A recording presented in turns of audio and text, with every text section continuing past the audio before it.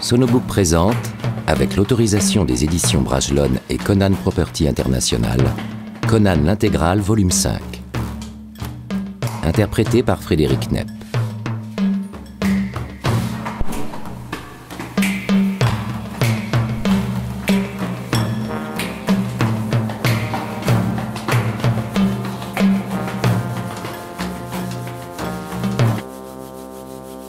Introduction. Ce troisième et dernier volume de l'intégrale Conan est un événement à plus d'un titre. Pour la première fois en France, toutes les nouvelles du Cimmérien, écrites par Robert E. Howard, et uniquement par lui, sont rassemblées dans une même collection. Il aura donc fallu attendre 72 ans aux États-Unis et 76 en France pour qu'enfin paraisse une édition digne de ce nom d'une des œuvres fondatrices de la fantaisie.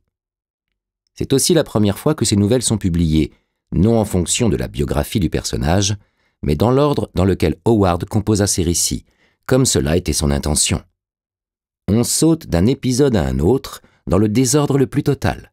L'aventurier de base qui vous raconte les épisodes tumultueux de sa carrière le fait rarement en suivant un ordre chronologique établi, mais saute d'un épisode à un autre, d'une époque à une autre, racontant les événements comme ils lui viennent à l'esprit.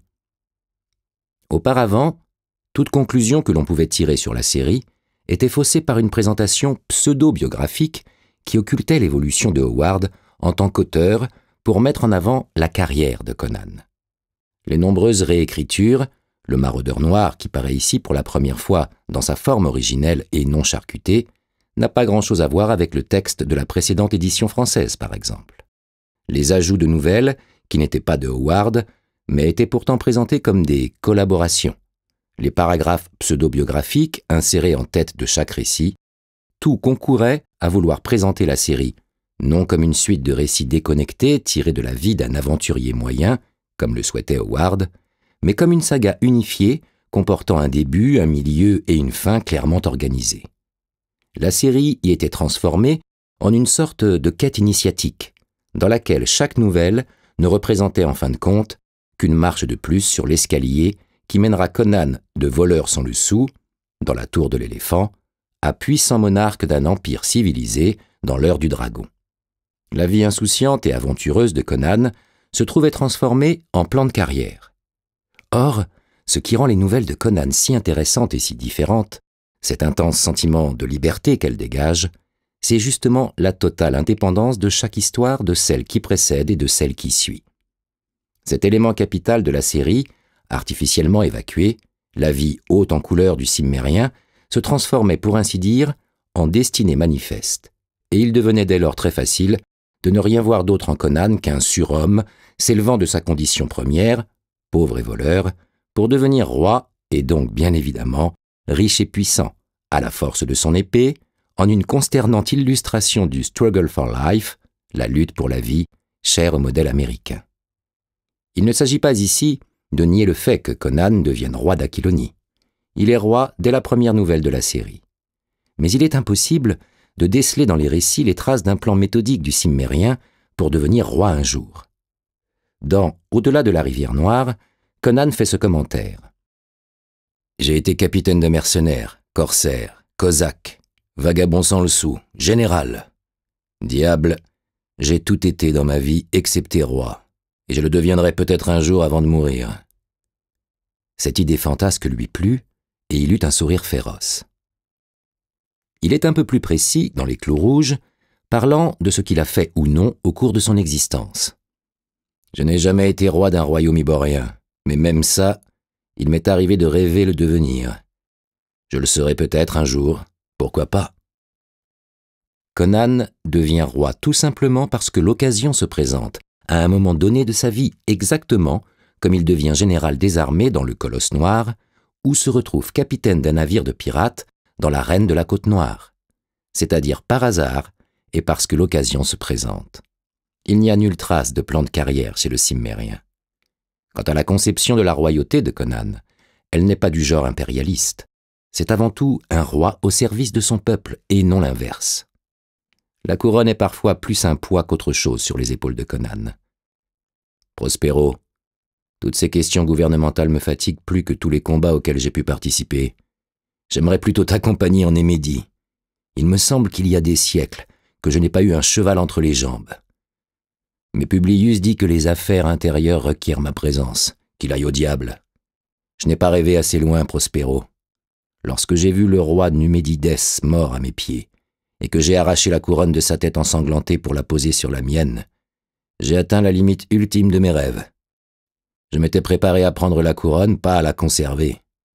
Au bon vieux temps de ma liberté, tout ce que je voulais, c'était une épée acérée et la voie libre pour aller frapper mes ennemis. Aujourd'hui, toutes les voies sont détournées et mon épée ne fait que rouiller.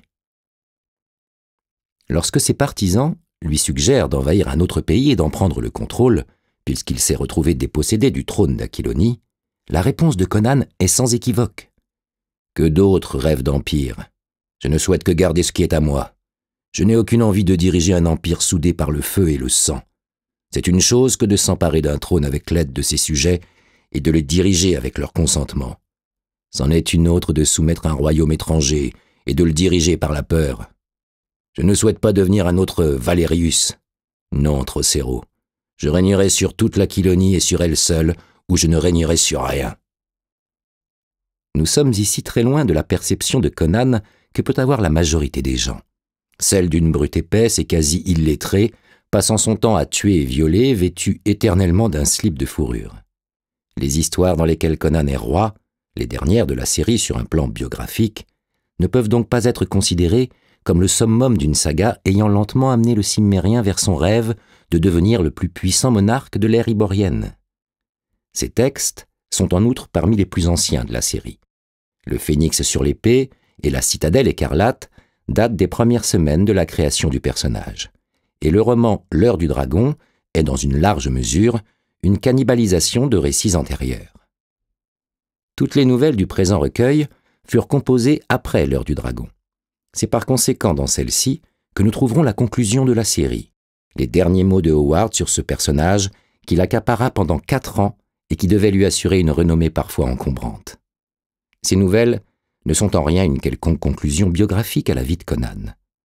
Howard lui-même déclarait ne rien connaître de ce que seraient les dernières années de vie de son personnage. Ainsi, peu de temps avant sa mort, il répondait à un fan à ce sujet. « Quant au destin final de Conan, franchement, je suis incapable de le prédire. Elles ne sont donc que la conclusion littéraire de la série. Les Clous Rouges fut achevé en juillet 1935, 11 mois avant le suicide de Howard. Et rien ne nous permet de supposer que Howard ait eu l'intention de retourner au personnage de Conan après ce texte.